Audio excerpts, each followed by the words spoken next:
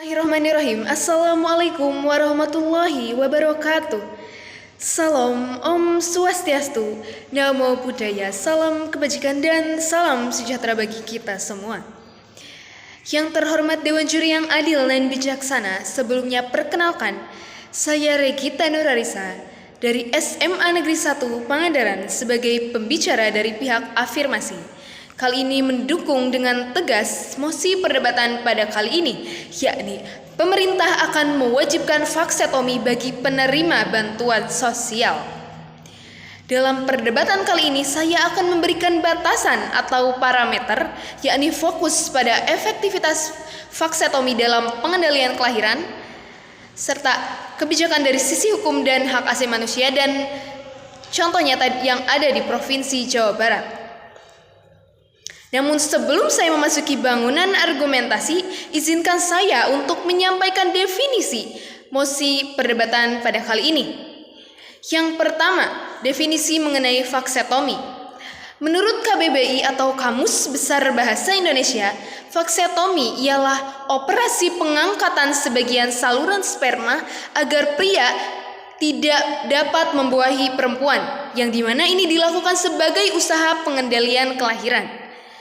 Sedangkan definisi menurut Dr. Nugroho Setiawan, vaksetomi ialah prosedur kontrasepsi jangka panjang yang aman, murah, tidak mengurangi fungsi seksualitas pria dan bahkan bisa dibalik pada kondisi tertentu.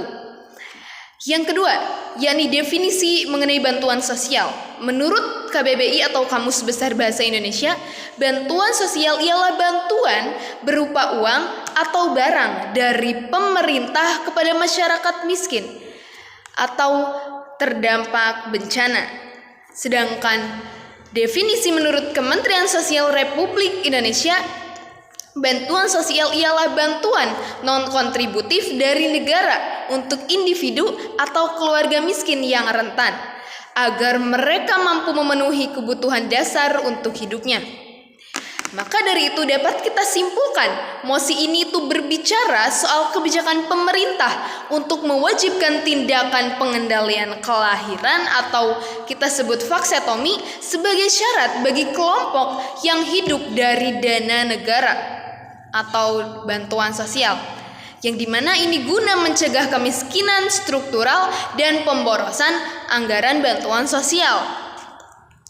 Baik Dewan Juri yang terhormat, di sini saya akan menyampaikan argumentasi. Yang pertama, krisis populasi miskin itu banyak di hadapan negara. Menurut Badan Pusat Statistik mencatat bahwa kelahiran di keluarga menengah ke bawah itu 2 kali lipat lebih tinggi dibandingkan kelahiran di kelas menengah ke atas, yang dimana aset bansos pasti terbatas. Ketika penduduk miskin terus bertambah, maka anggaran semakin tipis dan kualitas hidup anak menjadi menurun. Di sini saya akan memberikan contoh nyata yang ada di Provinsi Jawa Barat.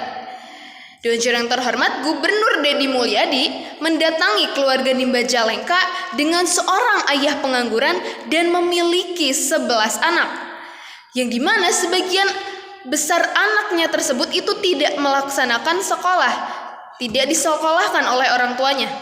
Lalu Gubernur kita Deddy Mulyadi menawarkan bantuan untuk modal usaha dan tempat mengajar. Tetapi syaratnya sang ayah harus melakukan vaksetomi. Dan sang ayah menolak dengan alasan keyakinan bahwa rezeki dari Tuhan. Maka kondisi ini menunjukkan bahwa imbalan uang semata itu tidak menyelesaikan masalah akarnya, yaitu kemampuan keluarga dalam merencanakan dan mendidik anak. Selain itu, di sini kita memfokuskan juga bansos sebagai hak yang bersyarat. Bersyaratnya yaitu syarat harus vaksetomi. Dalam pasal 34 ayat 1 Undang-Undang Dasar 1945 sudah menyatakan bahwa fakir miskin dan anak-anak terlantar itu dipelihara oleh negara. Tapi dalam praktiknya bansos sudah berasaskan syarat yang dimana program semacam PKH itu menuntut penerima untuk bisa mendaftarkan anaknya ke sekolah, melakukan pemeriksaan kesehatan, dan mematuhi syarat-syarat lainnya. Yang dimana dengan prinsip yang sama, vaksetomi dapat menjadi syarat yang lebih logis agar masyarakat benar-benar layak menerima bantuan dan tidak menambah beban untuk negara kita tercinta. Selain itu, vaksetomi itu ialah solusi medis yang andal.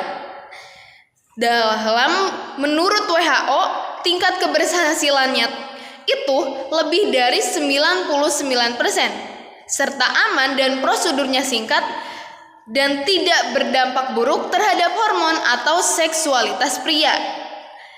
Yang dimana dibandingkan kontrasepsi wanita yang lebih mahal dan berisiko panjang, vaksetomi ialah alternatif jangka panjang dan cost efektif. Dengan memberi syarat vaksetomi pada penerima bansos, maka pria berarti bisa mencegah kelahiran yang tak terencana, serta anggaran dapat lebih fokus dengan keluarga yang memiliki komitmen pada pendidikan dan kesehatan anak dibandingkan hanya fokus pada kelahiran anak saja. Baik, selain itu, di sini saya akan menanggapi isu dari hak asasi manusia. Di sini banyak yang menyebut kebijakan ini ialah kebijakan koersif. Namun, seperti pandangan Profesor Jimli Ashidkia, hak asasi manusia dapat dibatasi jika untuk kepentingan umum, yang dimana kelahiran ini ialah kepentingan umum karena banyak sekali orang miskin yang banyak melahirkan anak tetapi tidak bisa memberikan nafkah yang cukup. Di sini masyarakat bisa memilih untuk melakukan vaksetomi agar menerima bansos atau tidak melakukan vaksetomi tetapi mandiri berarti dan bisa menafkahi keluarganya secara adil. Pilihan ini adil dan tidak mendiskriminasi dan berbasis kesepakatan antara pemerintah dan warga. Maka dari itu, saya dari tim afirmasi sangat setuju dengan mosi perdebatan kali ini, yakni pemerintah akan mewajibkan vaksetomi bagi penerima bantuan sosial. Terima kasih. Wassalamualaikum warahmatullahi wabarakatuh.